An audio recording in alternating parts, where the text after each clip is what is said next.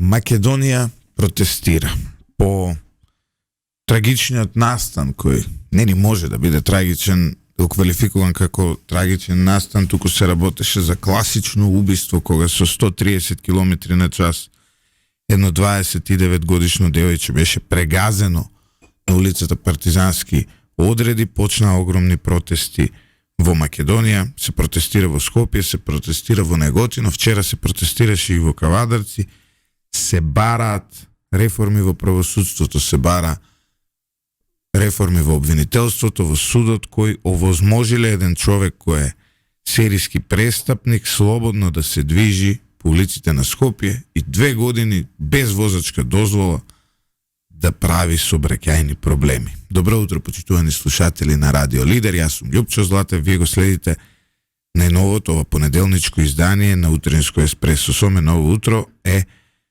како ко-водител е професорот Звонимир Јанкуловски. Добро утро, професоре. Добро утро. Вие сте правник. Сте забележали ли во вашата истражувачка кариера пресуда во која што полнолетно лице е пратено во поправен дом за малолетници? Не сум забележал досега, но да оставиме тоа настрана. Очигледно дека постојат фалинки во системот и дека она што со години се ставаше по тепик, дека правосудството во основа не ја промовира еднаквоста пред законот на граѓаните во Македонија, сега се потврди. Тука не е само судството, да бидеме реални, он 2 години возел без возачка дозвола, така што ги избегнували полициските контроли. Не, МВР му има серија на прекршочни пријави за возење без возачка дозвола. Се на се мислам дека се 14 или 15. Супер. И постои само си плакал казна, а обвинителството ги отфрлало обвиненијата, кривичните пријави поточно за возење. Чекај, ја колку што знам за тоа се одзема дозвола, ако не се... Ама не ни имало дозвола, не ни може да му одземат.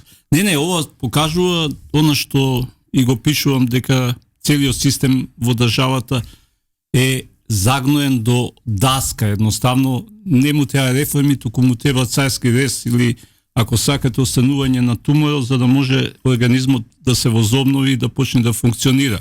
Ова е токму резултат на она што во последните 7 години го доживеавме во името на барањето на правда и мир. Ова е само рецидив на едно минато кој новата власт го наследи и со кој новата власт мора подитно да се справи, затоа што граѓаните немаат веќе време за чекање, предолго чекаат, а системот е до таму метастазиран да дури и во услови на променета власт, стариот систем на неказнување и стариот систем на нееднаквост пред законот функционира. Ово утро со нас е директорот на управата за санкции Александар Пандов. Пандов, добро утро. Добро утро.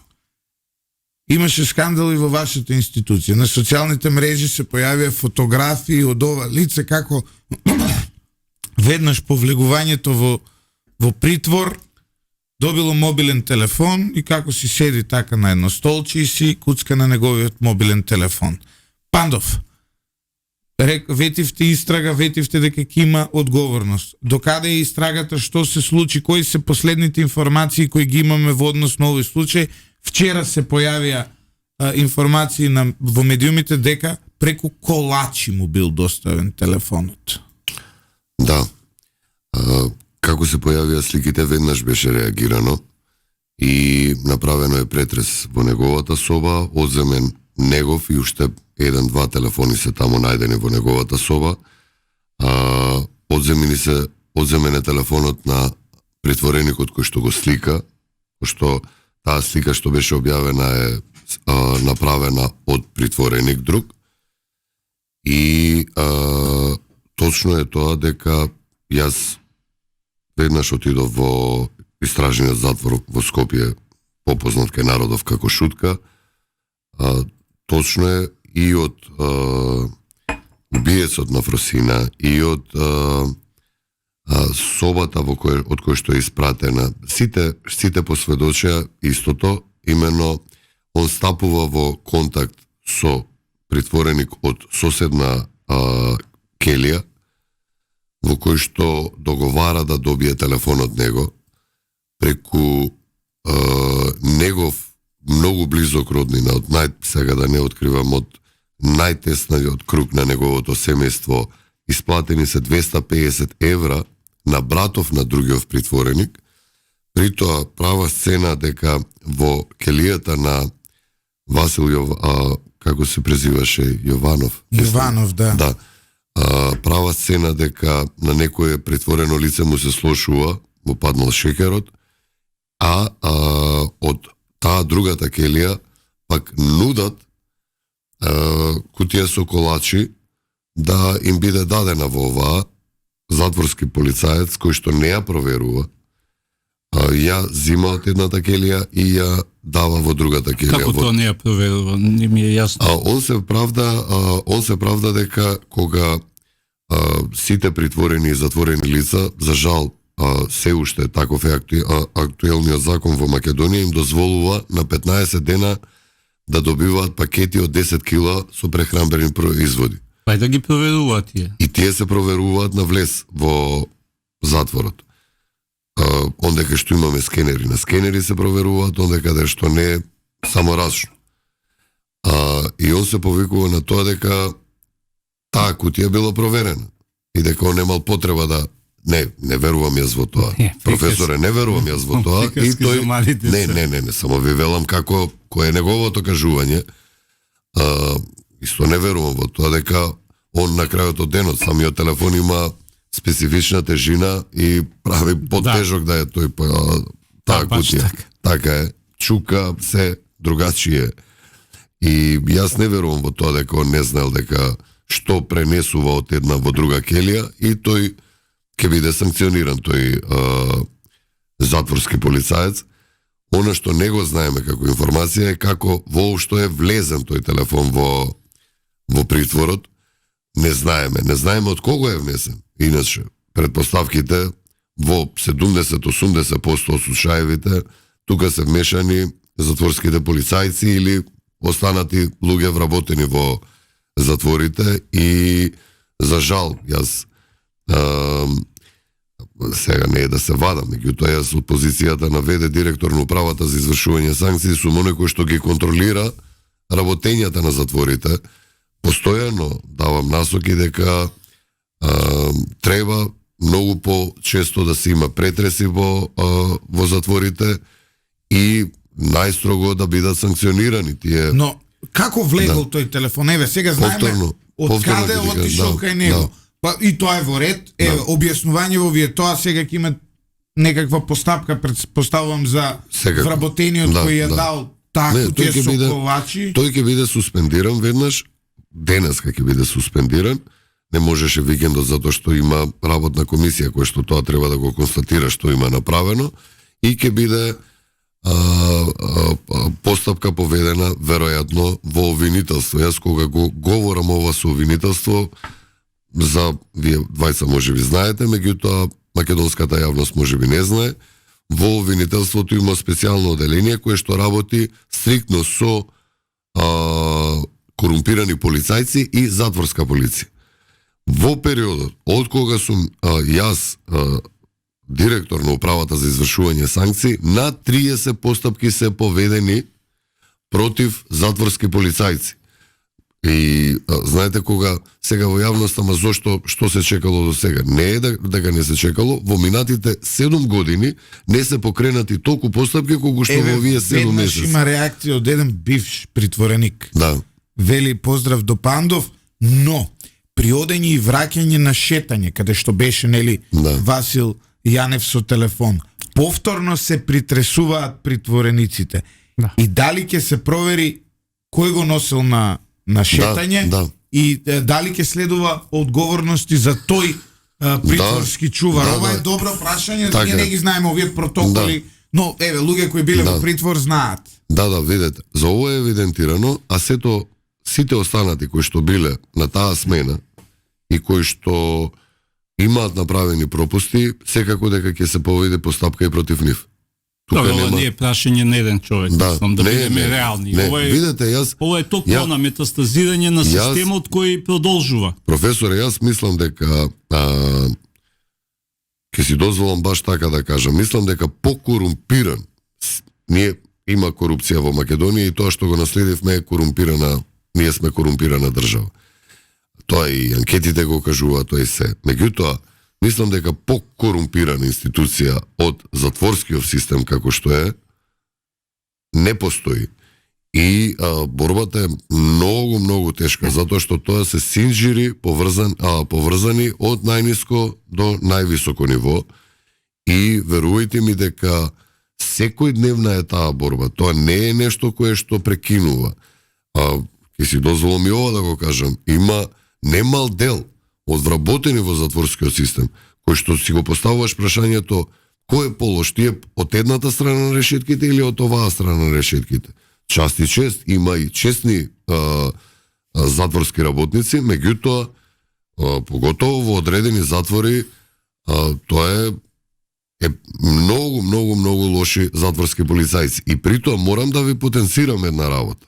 Јас овие 7 месеци, први 7 месеци јас да сум во државна администрација. Имам 53 години, цел живот го имам поминато и 4 години што сум бил пратеник. Цел живот го имам поминато во приватен сектор. Да кажеме еве во Радио Лида. Не работи добро техничарот, и утре го бркаш од работа. Во државна администрација. Тоа не е така. Вие може да го избркате, меѓутоа тој ќе ве тужи, ќе направите само штета уште поголема. Вие ако немате доказ, а при тоа повторно ќе ви кажам, ние зборуваме за систем на врзани садови во каде што се покриваат еден со друг. Се прикриваат затворениците со тие кои што се корумпирани затворски полицајци и тоа што имаат бенефити едните и други. Така е. Видете, кога сме кај случајот телефонот на Васил Јованов. Да. Проблемот е, знаеме од каде. Него му го дале од внатре, друг затвореник од надвор се примени пари. Обвинителството ќе биде известено. Дали тој кој дал пари, и тој кој примил пари, кој се надвор од затвор, ќе се погрижите и тие да дојдат таму. Тоа обвинителство. Лјупчо, ние ќе пријавиме сите информации кои што ги имаме. Значи со полно имиња и презимиња. Сведочењата се тие. И знаеме ние кој ги дал надвор парите. Повторно ќе кажам, од најтесен круг на неговото семејство. И тоа да се чудиш, тие така го направиле,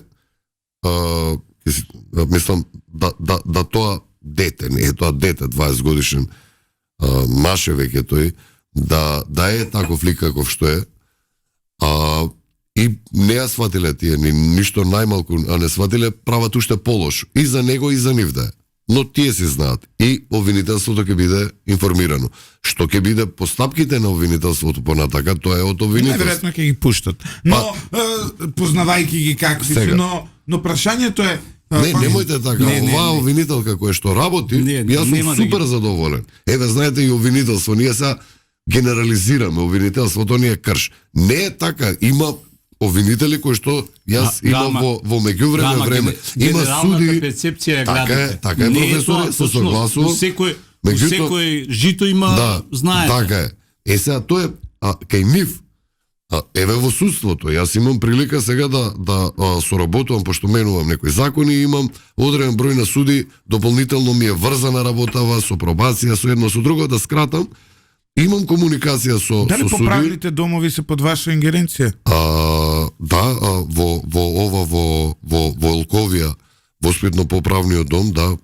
Но, еве... Само ова, да ја завршам реченицата, има исклучително квалитетни суди кои што ве уверувам дека они се сакаат да направат, да докажат дека судството во Македонија. Но, одреден број, таму помали проценти се.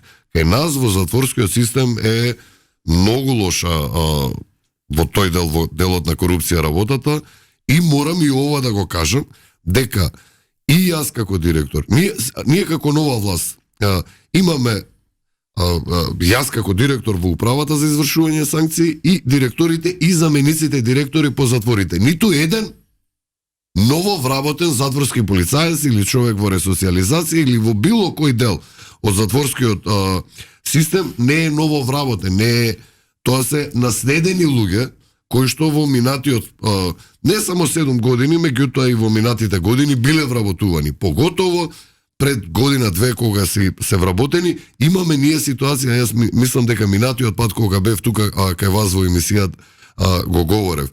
Имаме, пазете сега, минатата година се вработени 100 во Едризово.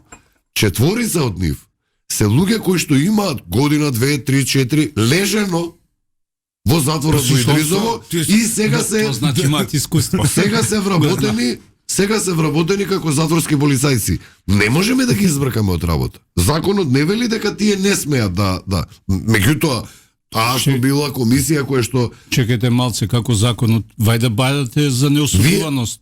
Кога ги примате на работа, посебно во такви институции. Јас, професоре, веднаш реков, тие веднаш да бидат избркани, испитуваа, правеа, не може да ги избркаме тие. Значи, колку и да звучи тоа чудно. Ама добро, ама осудуваноста после даден период се брише од евиденција. Ете, нешто е така. Јас, законски професоре, не можеме да ги сега да не... Они се упатени во системот. Мислам, тоа се вика успешна ресоциализација, може да признам. Ма нема проблем. И сега замислите, вие сте лежеле со тие луѓе, вие сте си... Но... Фамилијарни односи. Блиски. Но, Пандов, вие сте одговорни за поправните домови. За еден поправен дом. Имате ли вие информација дека таму лежи полнолетно лице или дека било кое полнолетно лице во државава било упатено да лежи во до 23 години тие се таму. После тоа, ако веќе се осудени. Но како дали има упатено да е осудено, да е полнолетен и да го упатат таму, како што имавме случај со ова лице? Дали сега има во овој период, не знам, ама има таму полнолетни. Да, ама тие отишле таму као малолетни. Така е. И останале. Да. А суштината е дека во однос на Васил Јованов, тој како полнолетен е осуден да оди во малолетнички. Ама зашто не е однесен? Ама и таму не е однесен. Не, проблемот е затоа што се жалела апелација. Тоа тука е настанува проблемот. Обвинителство се жалело на апелација и апелација цела година не одлучила. Тука доаѓаме до централното прашање. Нека е во воспитно поправниот дом, ти да не мислиш дека тоа таму, тоа е пак со мрежи, со затворска полиција, со се. Ама не бил он таму, он бил слободен по улиците. Затоа што апелација година дена не решава по случајот, така што гледам целиот гнев е насочен кон кривичниот суд, при тоа заборавајќи дека и апелацијата е таа што дава конечна одлука по пресудата што е донесена, така што молкот на апелација или одолжувањето... Не, добро, вчера имаш и пред апелација протестот беше. Да. Меѓутоа, тоа е веќе евидентно дека системот е корумпиран на сите нивоа во државата и тоа е застрашувачки. Во однос на телефонот, сега пак ве вратам назад. Финалното. Како го продал затвореник, но како влегол? Може ли без учество на затворска полиција тој телефон да влезе? Не може. Најголем дел, гледајте се, вака да се разбереме, во затворот еве Скопје кога го говориме. Вие имате таму делови каде што така е. Тоа е притвор има, меѓутоа има и отворено и полуотворено оделение. Никаде во светот, каде што има отворено или полуотворено оделение, не се предвидени зидови од по 4-5 метра. Тоа е ниска една ограда која што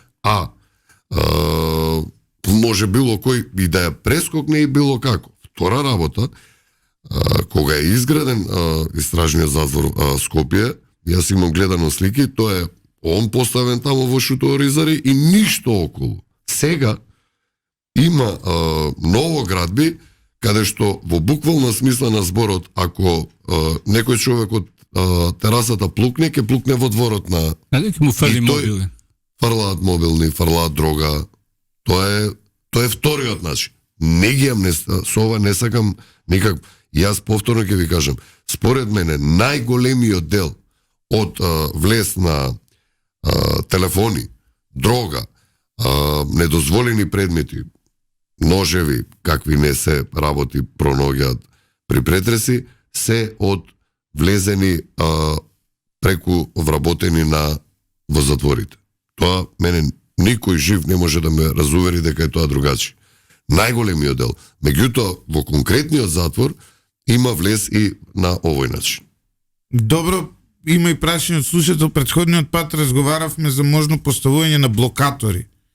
До каде е таа работа? Јас пред веќе, може би 2,5 месеци, имав можност неколку 4 дена да бидам во посета во Хрватска. Ја посетив управата за извршување санкции, Реметинац, така се вика истражниот затвор нивни, наша шутка, најстрогиот затвор и најстар затвор во Лепоглава и во Пожега затворот. Разликата, и говорев таму, кај нив не се заповедници, се шефови на безбедност, на обезбедување.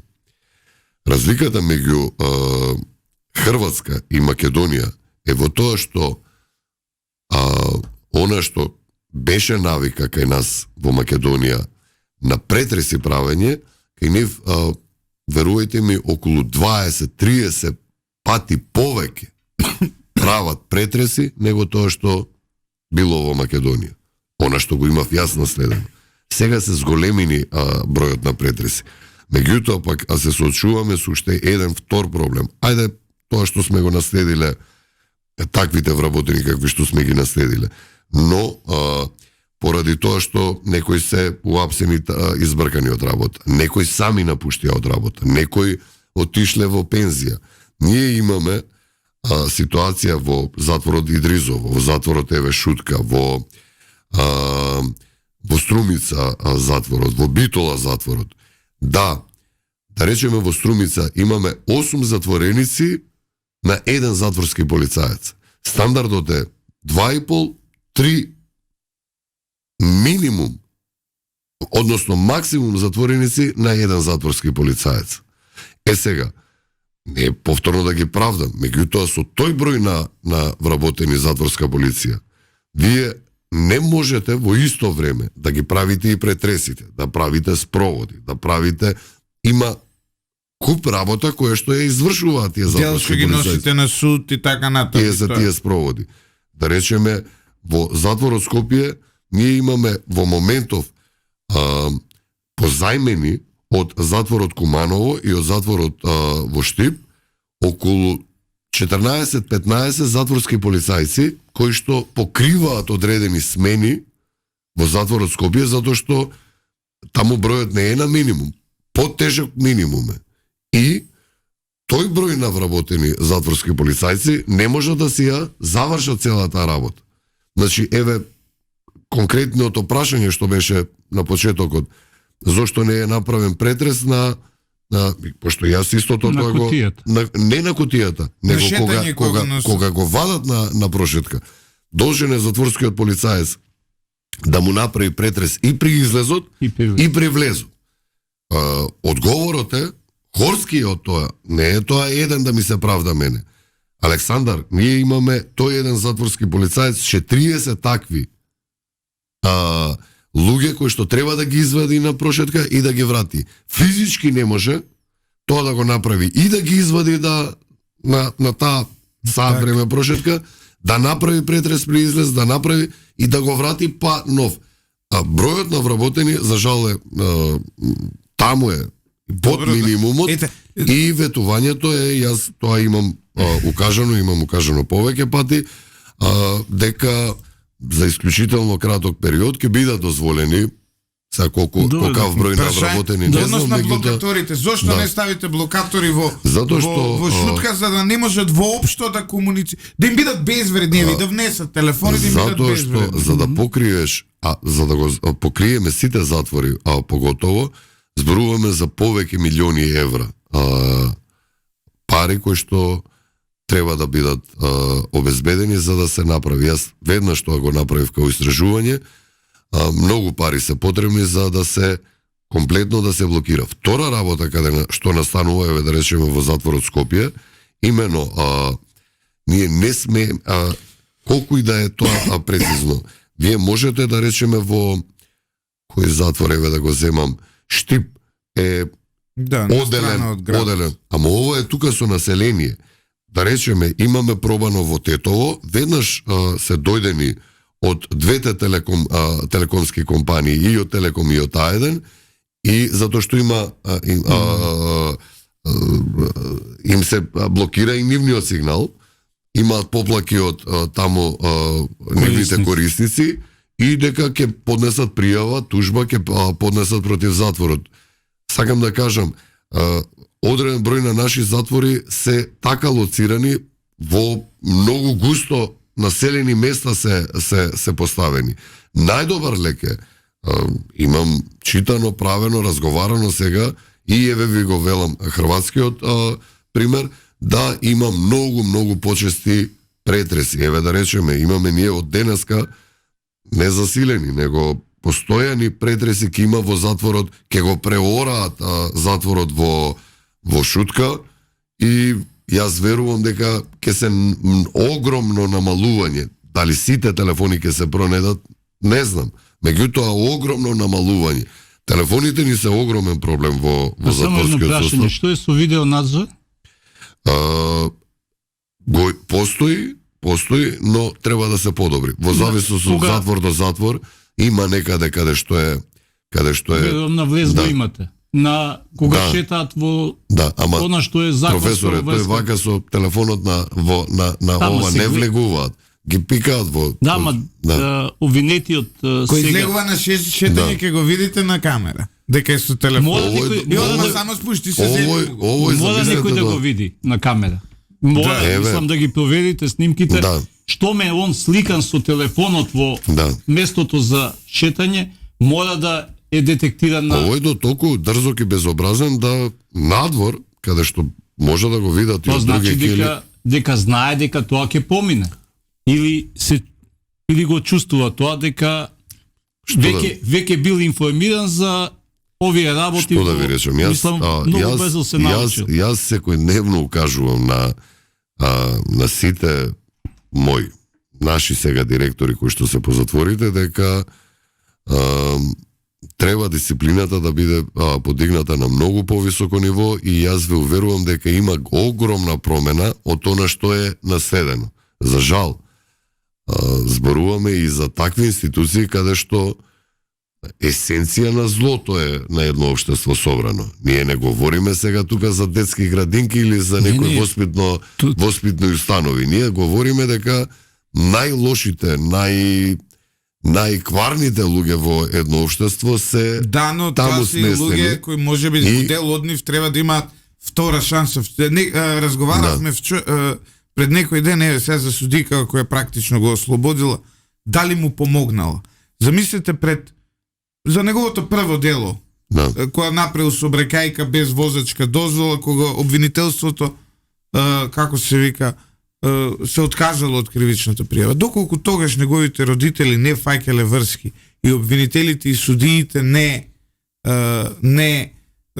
работеле, нели, така коруптивно како што работат и работеле согласно законот, сега можеби Васил Јованов ќе беше едно пристојно момче кој ќе беше трета година на факултет, доколку имало некаков пеналитет. Затоа што кога ќе влезете внатре и кога ќе се соочите со тоа каде сте дошле поради вашето однесување, имате шанса потоа да се ресоциализирате. Еви и за второто кривично дело, доколку беше ефективно во притвор, во затвор, можеби на Васил Јованов ќе му текнеше во главата дека треба да положи возачки испит, дека треба да биде нормален дечко, студирал тука на еден универзитетите во наша близина, на нашето радио, но знаете, проблемот е дека не е таму само најлошото, туку таму си и луѓе кои утре треба да добијат втора шанса во животот. Љупчо, така е, но така е само во добрите општества кои што добро функционираат. За жал,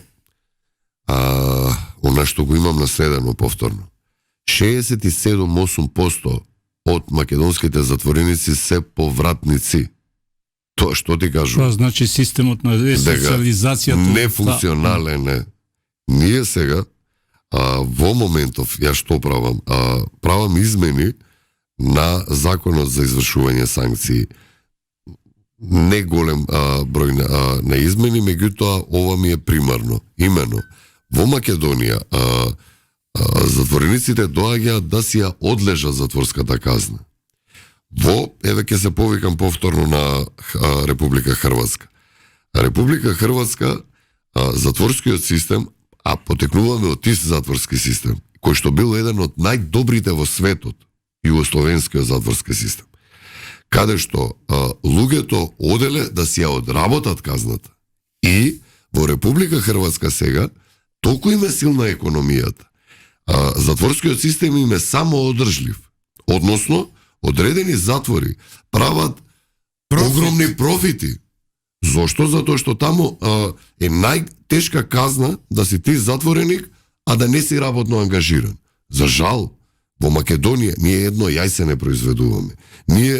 Нашите затвореници буквално Зашо Гризово беше во таа функција? Било професоре. Ништо не се произведува, буквално ништо. Има нешто ситна економија а многу посилна може да биде во Прилеп, минимална во Штип, нешто Гевгелија, ма тој толку минимално. Добре, сега, утре може ќе ме затворат. И ако поберам во затвор да работам нешто, што ќе ми речат? Сега гледај, сега еве доаѓаме до тоа. Идејата ми е да има стап и морков. Имено,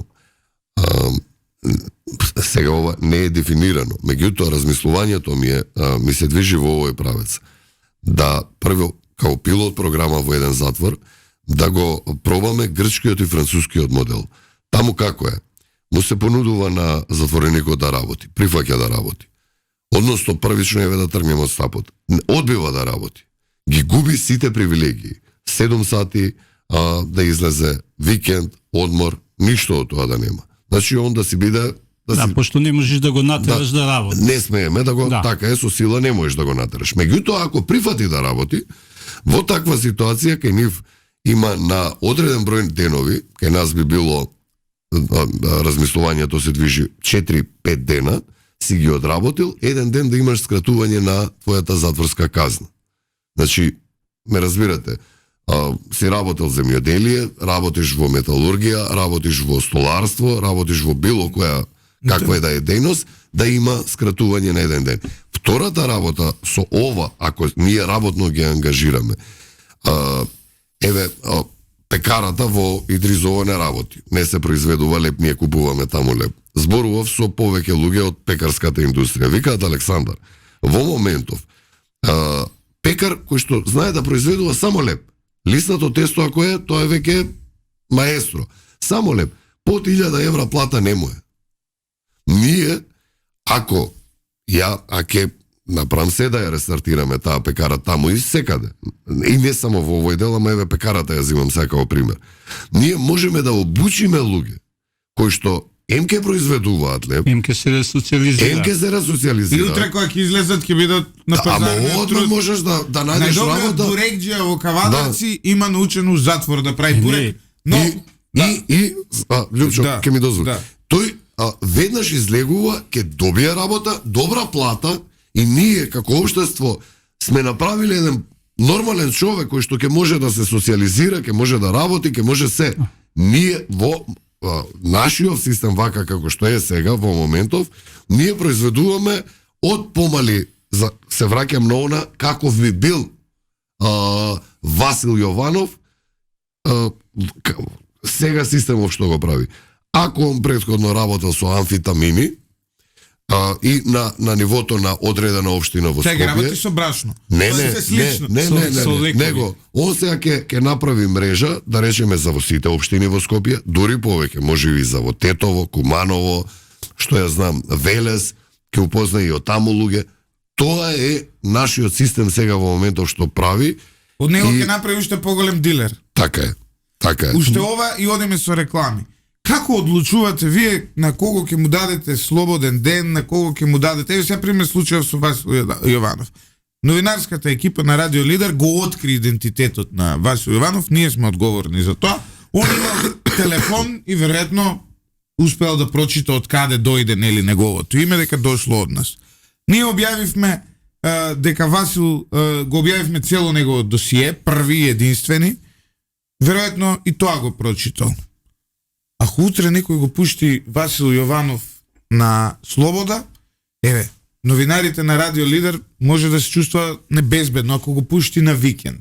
Како оди тоа, кој кога оди на викенд, како оди на викенд, кој има право, кој нема право на викенд. Палчо, утре кога ќе оди у затвор за убиство на дете, Не знаем. ќе го пуштаат на викенд. Не, вака е. Како се одредува тоа? Вака, во зависност од должината на затворската казна, има разни категоризации. Затворен дел, тоа е В третман имаш, Б третман, тоа е полуотворен и А е отворен третман. Третманите, во зависност од твоето однесување во затворот, после одреден период, а тоа е на половина, да речеме, од твојата одлежана казна, и еве да речеме за над 10 години затворска казна, ако е на пола одлежана затворска казна, он иде веќе во добива Б третман и во тој момент он веќе ги добива тие привилегии да излегува и на викенд. Да, и после може Значи да нема бада, веднаш да тоа, бада помилување. да бидеме јасни околу тоа, тоа е светска Да. норма. не е знаете. измислено овде. Да, Не, Пошто има многу често ќе излезе на викенд, ќе Да. направи проблем, па после А и тоа беше доведено во Да. прашање кој се добивал викенд, колку Видете останувал, сега, знаете- дали е бекство или викенд. Да, А може би сега Васил Любчо, Јованов, ако Любчо, извади мене, лична знаете- карта знаеш во што? Охрид, Да. во Охрид ќе Не, служи не, како не. Сашо Мјалков и Не, тоа е и Гиче. сменето, не, сега тоа е сменето, не е во Охрид, во Струга, тој затворски туризам и тоа нема одлежено тие таму воопшто, него сега не е така, затворот во Струга е од небрежност, односно ако направите сообраќаен прекршок, ете, со какви да е последици, меѓутоа од небрежност. Во неговиот случај не е небрежност затоа што бил пијан. Не, има И- елементи. Да, има пијан, елементи и тоа е без дозвола, тешко кривично дело, тоа е над 5 години. неусогласена брзина. Така и не. Меѓутоа во сега е така, а со измениве што ги правам на законот за извршување санкции, тој сакам да го направам женски затвор, затоа што ние во моментов женско притворско оделение има во Шутка како централен притвор, меѓутоа имаме женски затвор само во Идризово. И овие што ги зборуваме третмани, без разлика дали си ти од затворен, полуотворен или отворен, ти си на исто место, така да речем. Сега, во Струга ќе биде од полуотворен и отворен. Оние кои што ќе имаат веќе такви погодности, да таму ќе бидат префрлени.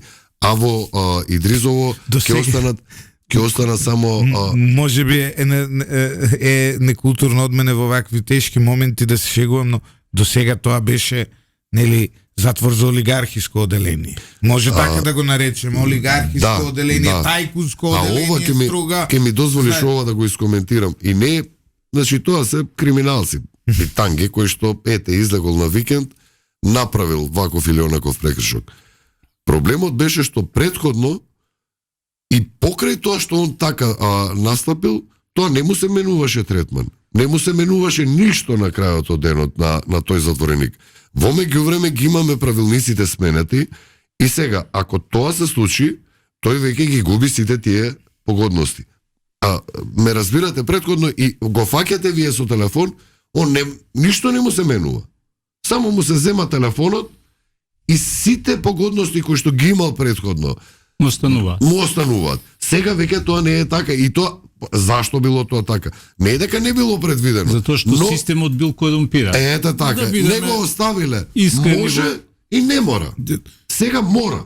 Да. Сега ако вие бидете фатени со дрога, ако вие задоцните, ако извршите убиство, не за тоа да не говориме. Имаше случај. Ова е добра тема. Но имате вие ситуација од викенд, он доцни, односно се враќа на редниот ден. Не ги губи погодностите. Сега он веќе наредните 6 месеци може да заборави на било што. Пред паузата по која ќе се вратиме со случајот Васил Јованов, уште ова прашање од слушател е вели како Боки е цело време на слобода.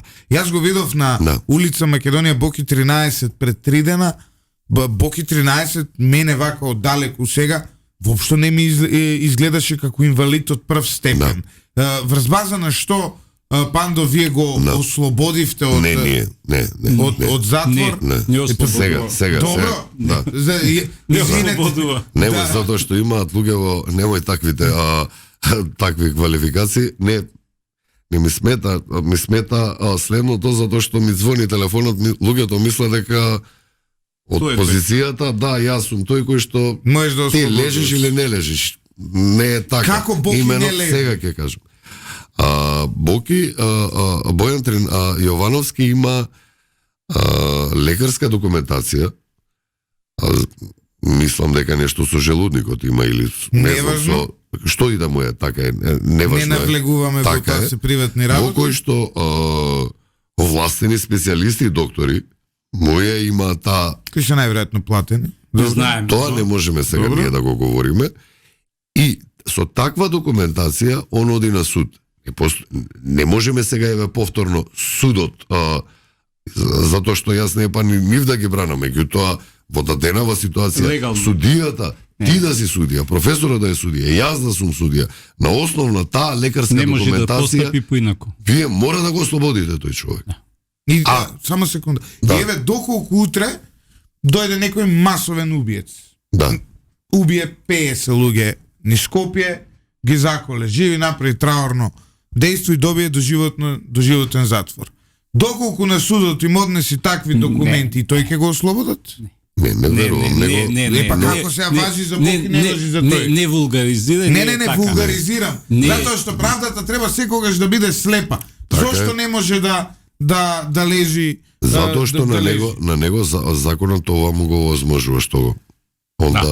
Тогаш на тој масовен убиец ќе му И возможува. колку и да тоа звучи чудно, судијата кој што одлучува за неговиот прекин нема друга варијанта, нема друга можност освен тоа да го ослободи, затоа што тоа е тортура во таква ситуација. Тој го прави во јавноста. Да. Тоа е сосема друга работа. Неговата потреба да биде експонирана. Дали лице кое е така ослободено, сега може да се појавува на телевизија, организира настани, измамува луѓе. Има. Тоа нема право секако да го прави, да измамува. Тоа што го прави не сме да го прави, меѓутоа очигледно дека го прави и системот повторно затајува тука. Ние како инвалиди од трет степен одиме на пауза за цигара, почитувани слушатели.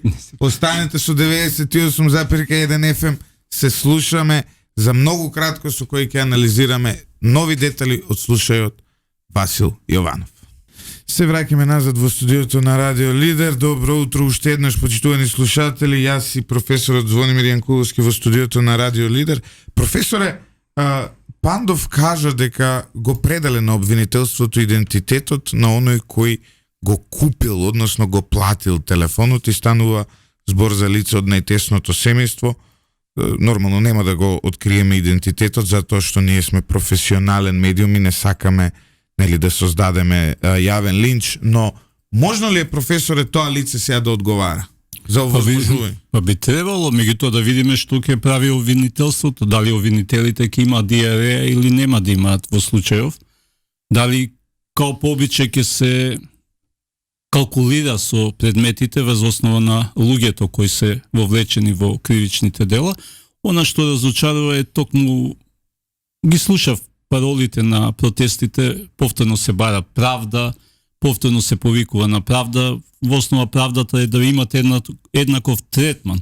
Во случајов немате еднаков третман во општеството, очигледно дека она што предпоставка е еднакви пред законот не функционира во Македонија веќе подолг временски период, а обвинителството и како одигра улога во таа смисла во последните години, така што во овој случај 2023 година, пред 2 години, исто лице за собрекајка не му е поднесено обвинение. Тоа е веќе евидентно. Платил дека само 18.000 денари казна на државата, иако предизвикал собрекајка, веројатно повторно пијан, веројатно повторно под дејство на дрога и без возачка дозвола. Тоа е евидентно. Тоа покажува како функционира системот. Прашањето е следно, сега треба го бараме тоа обвинение.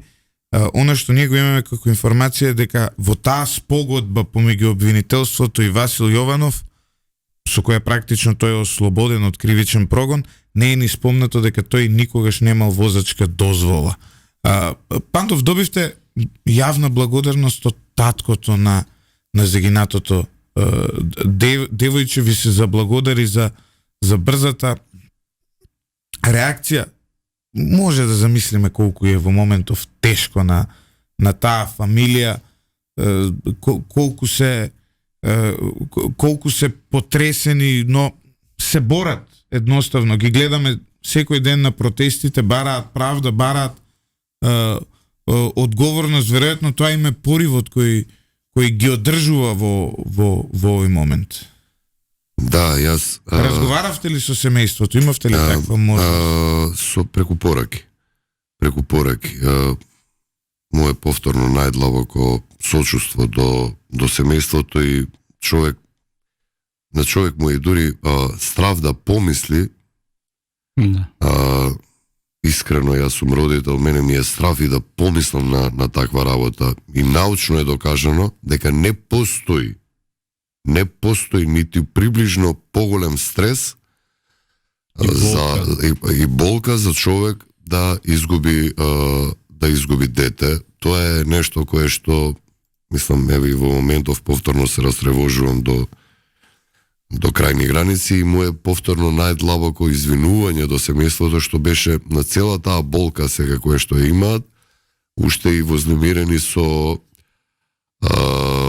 кога вие ќе видите дека оној кој што ви го убил најмилото ужива веќе наредниот ден, вториот ден, привилегии наместо да биде најстрого казнет.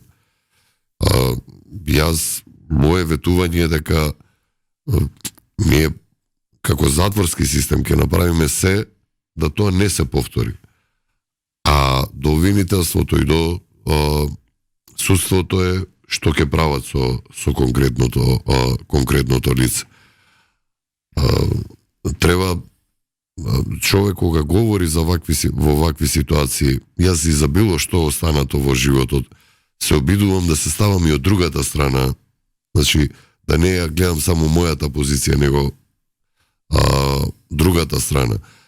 Човек во каква што е сега семејството Кулакови е нешто кое што реално на најголем душман не би му посакал да го почувствува, затоа што вие дете од 20 и кусур години да кога треба да почнете да се радувате на она што сте вложувале во сите тие претходни години во тоа дете, да го изгубите, мислам дека не постои нешто поболно и пострашно. Не што да мислам, ја па ќе се вратам на тоа, ја имам и читано по ова прашање, не најголема болка, најголем стрес е токму ова што се. Од вашата политичка партија во изминатите 2 дена видовме и од СДСМ пресконференции, видовме и од ВМРО ДПМН, на многумина тоа им изгледа навистина непријатно да гледаат како двете политички партии се препукуваат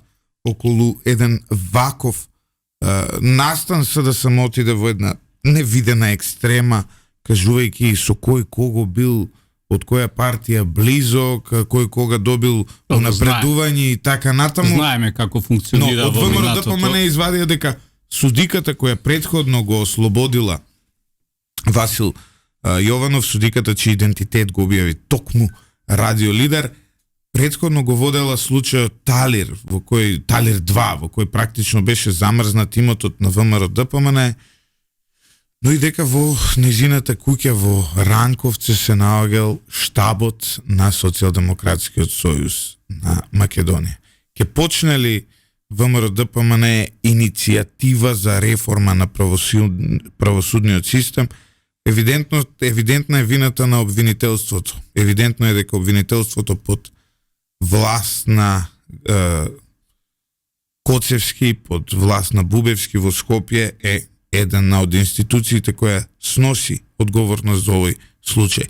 Ке поведете ли разрешување на државниот обвинител во собранието? Ке побарате ли промена на судскиот совет? Затоа што доколку мислиш да спуштање? Да, сепак на крајот од денот во Македонија довербата во судството е 2%. Тоа значи дека 2% се како Васил Јованов, а 98% сме како фросина кула. Не, судиите рекоа, ако не се лажам, дека е поголема довербата, ама ние не знаеме дека ќе прават истражување. Да. Видете, јас и покрај функција што ја извршувам, Да, сега ништо говориме... не менува, ништо не менува. Јас сум подеднакво исто граѓанин на Република Македонија и подеднакво исто мене ме болат сите неправди кои што се направени во минатото, поготово како истакнат член на ВМРО ДПМН. Јас само да подсетам дека илјадници луѓе помина без никаков основ, беа малтретирани, повикувани, почнувајќи од тоа на легендарно веќе специјално јавно обвинителство до малтретирани со години по судови и можам да тврдам дека најголем дел од тие, еве некој да нека имал вина, меѓутоа најголем дел од тие нивната главна вина беше што беа биле членови или на одредени позиции се наоѓале на ВМРО ДПМН. Токму така, ние бевме партија која што години имавме блокирана сметка, блокиран имот, и јас се зачудив кога дознав дека токму таа е судиката која што тоа го има направено, истата судика која што пак го има подоцна ослободено овој вас. Јас знам дека судската и обвинителската власт е независни. Меѓутоа, во одредени делови и актуелната власт има влијание и можност да направи одредени промени. Јас очекувам дека таму не знам колку членови има сега кои што се бираат преку собранието, затоа што таму во собранието беше негативно оценето работењето на судскиот совет. Ми е за очекување дека тие, мислам дека беа 5 члена, дека во некое многу брзо скоро време ќе бидат променети. А како што и кажа председателот, односно премиерот Христијан Мицковски, на овој новиот републички јавен обвинител му е оставено некое време да видиме дали има желба, волја да си ја работи работата за која што е платен, или ќе испорачува и ќе биде измекер на оние кои што претходно го поставиле. Не можам тоа да... Да, но знаете како е, јас ќе оземам као пример овој Скопје.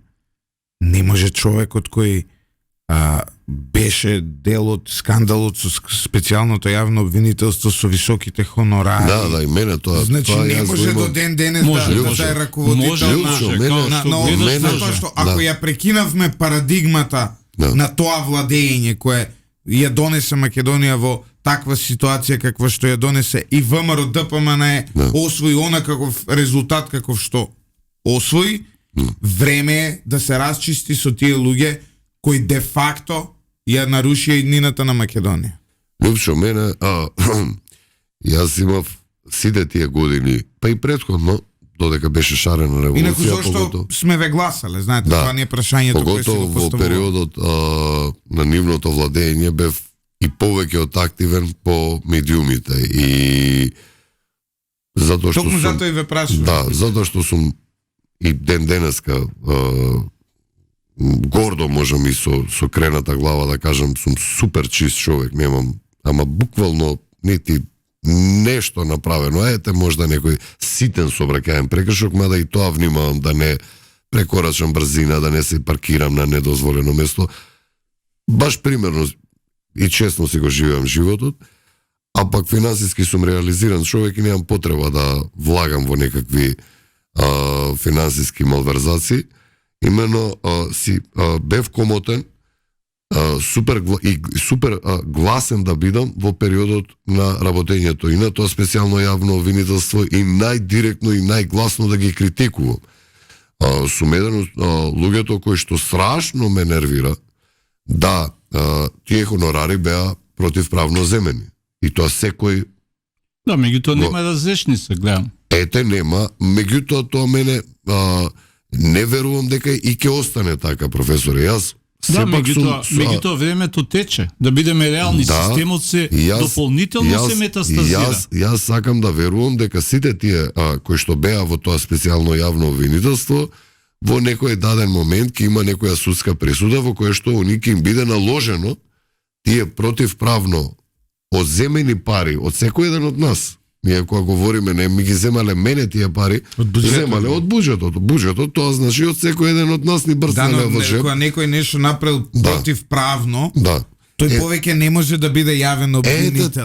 И доаѓаме до тоа да тие по 100 над 100.000 евра цицнаа од буџетот, а тие се и понатака луѓето кои што еве како и да се викаше обвинител, кога го гледав пред неколку дена беше кај ваш колега Геровски на емисија, сега да не му го сгрешам името, Да, презимето. албанец, обвинител, но Да. неверојатно чесен човек. Така е. Кој што исто вели дека се во ова сега на крајот од денот што се као прво дека тие се коза ностра, едноставно тие се и понатака обвинители во обвинителството, не обвинители во обвинителството, лошо го формулирав. Тие се и понатака Не, во, точно као го, СЈО. точно го Да. формулиравте. И втора работа, вика они најсилната спојка помеѓу нив се токму тие пари. И тоа додека е така, вика вие едноставно немате механизам како да се борите против нив. Сепак јас велам за Има и механизм. во затворскиот систем мене ме уверуваа дека одредени затвореници се посилни од и од затворите и од државата и од се. Сега да не навлегуваме во тоа, меѓутоа можете еве слободно да прашате. Ние сме имали дека- јужноамерикански систем на затвори. Така, тоа го наследивме. Професоре, јас кога влегов, немој да се играш со тој убива, тој пали коли, тој прави ова, тој немој многу се опасни, имаат луѓе вака онака. Можете слободно да прашате дека сите тие сега се прибрани, ни За ани пример, два, ма за ќе треба пример. порано да ги пуштите. Така, тие се многу попримерни од Васил, овој како и да го викаат. Тоа е добар начин побрзо да излезат од Така е. затвор. Така да, Веќе работите на ресоциализација. Не. Нема тука што државата е посилна од било кој од сите тие и сакам доаѓаме пак до ова. Јас верувам дека државата од тие обвинители е посилна. И дека на нивки им дојде да крајот. нотираме, Дека да нотираме слични случаи на овој, да не биде значи Фросина не е за жал првиот случај, да се надеваме дека ќе биде последен. Обвинителството и судството нема да се сменат сами од себе. Во 2021 година Зоран Милевски Кичеец требаше да биде во затвор во Струга, каде што според тврдењата на Пандов таму никој воопшто не ни лезе. Не. Имаше против него правосудна пресуда и на хартија издржуваше затвор. Но наместо во затвор тој со неговото возило бесен Мерцедес Г класа на полна линија возејќи брзо и непрописно, престигнувајќи на полна линија усмрти човек на автопатот Кичево Гостивар. Тој човек не беше македонски државјанин, тој што загина таму, но сигурно некој во светот плачал и за него, и за неговиот живот. Сега да се присетиме на крвавите раце на обвинителството. Тогаш случајот не ни стигна до судење, Кичеец признал вина, се спогоди со обвинителството и доби само 6 месеци затвор во истиот тој отворен затвор каде што никој не лежи. Страшно, Јунчо. Човек умрел, пресуда нема. Ама Овакви случаи имаме. Дузина други. Да седнеме сега да ги анализираме. Сличен е и случајот во Гевгелија со синот на поранешниот градоначалник и Франгов, кој мене своевремено ме прогласи за персона нон грата во Гевгелија. Имаме такви неколку случаи каде што има смртен случај и човекот после тоа е слободен. Има во Битолу уште еден што ги знаеме, а колку има што не знаеме, тоа е прашањето. Што да кажам, јас сум човек, повторно ќе речам, кој што подеднакво исто, можеби нешто повеќе дури бесен на такви работи, неказнивоста предизвикува уште повеќе такви битанги да можат така да се однесуваат, да газат, да убиваат и да веруваат и понатака дека ќе бидат неказнити. Она што јас го знам сега е дека се подготвуваат измени на законот и ваквите случаеви да имаат многу построги казни. Едноставно, онака што ви го кажав со правилниците кај мене во затворскиот систем, да рамките во кои што ќе може обвинителот или судијата да го цени тоа кривично дело, да се става во со многу построги казни. За жал, не е тоа еден. Јас можам да ги бројам и знаеме во минатово што се има случувано. Јас искрено сакам да верувам и верувам дека во иднина ова нема да се повторува и дека ваквите случаеви ќе бидат, затоа што знаете како казна голема. Таа казна, стравот е најсилното чувство кај нас луѓето. Ако хипотетички, јас ке се земам за пример, ако за таков случај јас сум казнат со 7-8 години затвор, вие двајца многу повеќе ќе се помислите како ќе возите, како ќе се однесувате. Една од целите на казната е тоа е примерот преку казнивоста на одредени ликови. дека... Ако нема такви казни, доаѓаме ние до анархија. Во таква ситуација бандите, генговите ја превземаат власта и оној кој системот на посилниот работа. Ќе ви кажам јавно еден случај што мене ми има можеби направено подобар човек. Не е поврзан ни со трговија со дрога, ни со сообраќајка, поврзан е со грицкање сончоглед. Имав, што бев станал полнолетен и во Кавадарци, наспроти полициската станица има еден парк и грицкаме сончоглед со другари и фрламе љушпи на земја. Идиоти. Као на стадион. Значи, да. Кој не бил, не и од полиција имаш дежурни полицајци што си седат луѓе. Таму и веројатно ги фати нервоза кога не гледат, доаѓаат, што правите бе вие тука, па еве грицкаме сончоглед. Па вика, што е ова на земја, вика, не смееш вака. Е добро дека дај лични карти, дајте. И ми даваме лични карти и ме гледа. И вика, тебе страшно те татко? Да, вика. Сега вика, ќе му се јами, ај му звони на татко ми. Вика, бе, ој твој ваки и ваки. Татко му вика да го казнеш. Абе, како ќе го казнам, вика, сега за сончоглед. Не, вика, ако сакаш ја и ти да правиме муабет, вика да го казнеш. И јас се нервирам, овој татко ми тера да ме казнат. И човеков, абе, не бе сега. Не, вика, казни го обавезно, иначе не ти правам ни тебе муабет. И ми пишуваат казна да платам 50 евра или 3 дена да работам у комуналец. И си одам ја дома, викам дај 50 евра да платам утре, вика, ќе ти дам 50 евра, нема, ќе одиш да работиш 3 дена. Другари ве фаќаат врски, у комуналец да не пуштат, само да идеме да се сликаме, знаеш да сме работеле, а уствари да не работиме. Овој, јас се фалам, викаме, шо џабе ти, викам, пак нема да работаме, ќе видиме тоа, фаќа врски да работам. 3 дена сум чистил лиси у парку у Кавадарци по 5-6 сата дневно. Мене после тоа у кеса јадев сончоглед. Но што е суштината? Воспитанието секогаш почнува од дома. Така. Системот за пеналитет е втората инстанца. Односно стравот од казна е веќе втора инстанца. Ако си воспитан на тој начин, стравот дека може да бидеш предмет на казнивост, автоматски ќе те одврати од незаконско однесување. Но кај нас имаме ситуација каде што, еве во овој случај, тој што му купил телефон во затвор, пази, тој што му овозможил 2 години да вози возило без да има возачка дозвола и да добива казни и да му ги плаќа казните. И за него треба да постои кривична одговорност. И кога ги слушам родителите на Фросина како велат, треба кривична одговорност за оние кои возилото му го дале. Треба да има. Затоа што тоа возило, као што има во Србија за таткото на Коста Кецмановиќ со чив пиштол, тој ги уби децата. 13 години, бе. 13 години мислам дека доби така. Да. И мајкава 3,5 години. Треба да има одговорност. Овде станува збор за полнолетно лице, да. Но полнолетен и тој што му го дал автомобилот да го управува. Не, треба казна да добие пред се Васил Јованов и тоа треба да добие озбилна казна, затоа што е полнолетно лице, али се согласувам дека не се согласувам, тоа така е, ние тргнуваме од сами себе повторно, меѓутоа треба да имаме во предвид дека онака како што ние дома сме биле воспитани или како што ние пак, еве јас како родител на 2 полнолетни деца, јас како што сум си ги воспитувал и нивната мајка како ги воспитувала, дека секој еден не поминал нити како нашето детство, нити нивните деца поминуваат. За жал тоа е така. И тоа нема да можеме ние да го смениме. Ние можеме да укажуваме, меѓутоа имаш ти нефункционални семејства, имаш секакви пијандори, алкохол, коцкари, што се нема по...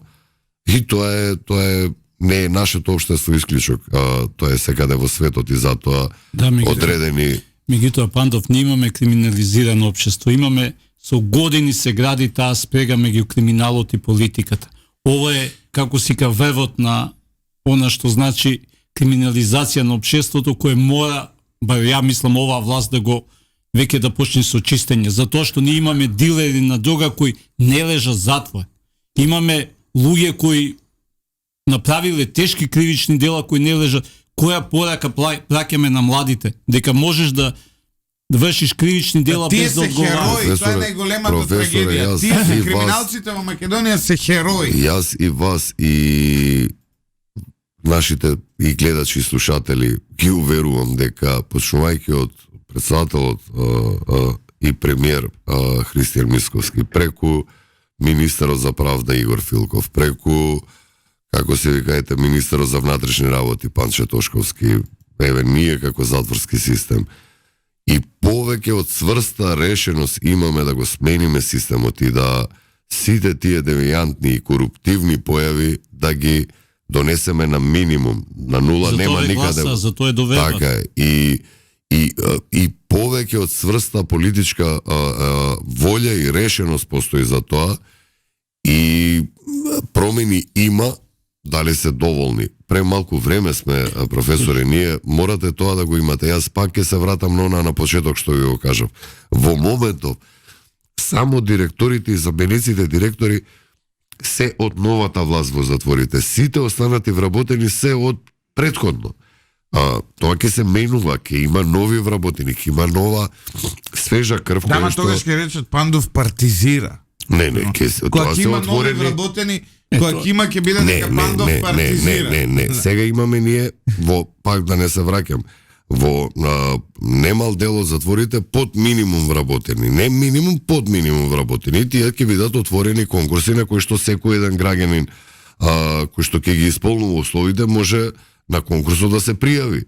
Тоа е отворен конкурс, тоа нема да биде затворен тип некој да одлучува овој може, овој не може. Него секој кој што ги исполнува условите ќе може да се пријави на тој конкурс и да побара вработување. Кој што јас сум... Треба таа свест да се надмине. Пред крајот на оваа емисија, почитувани слушатели, само да ви најавам за денешното истражување, кој подоцна во текот на денот, во овој момент колегите од истражувачкиот тим на Радио Лидер нели почнаа со работа и се работи на пишување на текстот, но мора да се проверат и уште еднаш, уште два пати сите работи.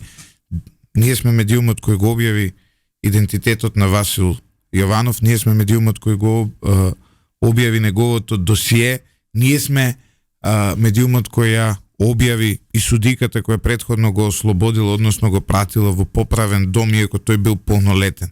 Денеска во текот на денот, во оваа серија на истражувања кои ги објавуваме на Радио Лидер поврзани со овој случај, ние сме буквално прозорецот кон овој случај во изминатиот период. Тоа не е за фалење, затоа што тоа не е нас едноставно и работа, но она што го откриваме денеска е дека всушност постои можност за конфликт на интерес помеѓу судиката и Васил Јованов. Станува збор за тоа дека без да кажам имиња и презимиња, мајката на Васил Јованов работела во иста компанија со сопругот на судиката. Постојат основани сомненија. Постојат сведоци кои тврдат дека тие биле куќни пријатели. По словото на законот, судиката требало да се иземе од случајот. Но тоа не се случило, направен е правен преседан, нешто што во изминатите 10 години никој во правниот систем во Македонија не го памети, а тоа е полнолетно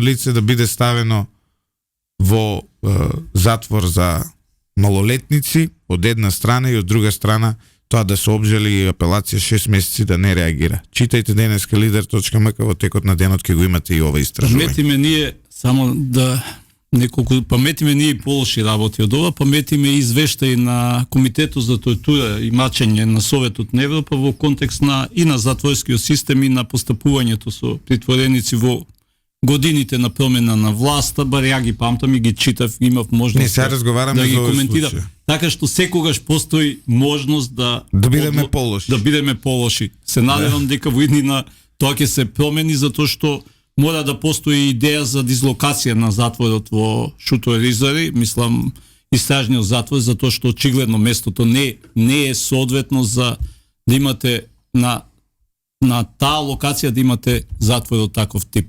Пандов, ти благодарам. Нешто за крај? Ништо, ви благодарам за поканата. Треба да повторно ќе кажам да за жал ние како општество да учиме од ваквите грешки, да бидат санкционирани сите вакви битанги кои што се шетаат по македонските улици, меѓутоа и да се отстранат пак, ако еве ова што го кажуваш е точно, тука се работи за корупција. Корупција не е само ако пари земете.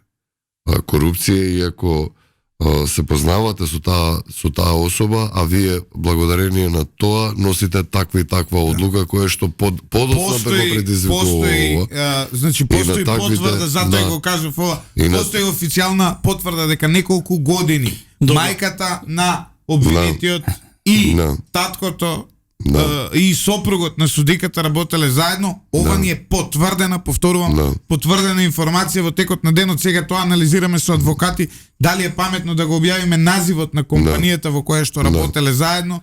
На таквите суди, на таквите обвинители не има местото во македонското нити судство, нити обвинителство, затоа што еве истото ќе го повторам. Јас во овој период од колку месеци се имав можност да повеќе од 7-8 колку месеци се имав можност да упознам исклучителни судики кои што јас искрено ми ја враќаат вербата дека тие работат и се самосвесни и дека се честни господи кои што стварно сакаат да биде добро во судството, меѓутоа за жал има и вакви случаеви кои што сето тоа го нарушуваат и ние како граѓани ја губиме вербата во системот и во општеството. Пандов, ти благодарам, почитувани слушатели, уште еднаш да упатиме апел да не биде залудна смртта на Фросина Кулакова и да биде иницијална каписла за реформи во правосудството и во собрајкеот. Мора овие две работи да се средат доколку ние сакаме да имаме нормална држава за идните генерации, доколку сакаме да останеме живи, а да не газат дивјаци по улиците. Останете со 98,1 FM, читајте lider.mk, ви најавуваме уште едно обсежно истражување за случајот Васил Јованов, кој веројатно ќе биде објавен негде попладне во зависно од нашите консултации со правните тимови. Информациите се веќе потврдени, информациите се веќе тие. Во моментов премеруваме дали да ги објавиме идентитетите на личностите од семејството. Јас сум против тоа, сметам дека тоа не е толку важно, но во полемика сме со колегите од lider.mk. На крајот сепак пресудата е моја, јас ќе одлучам како ќе биде сето тоа, затоа што не сакаме никому да наштетиме, сакаме само да ја помогнеме на македонската јавност и да им помогнеме на правосудните органи да сватат во каква состојба ја доведоа државата.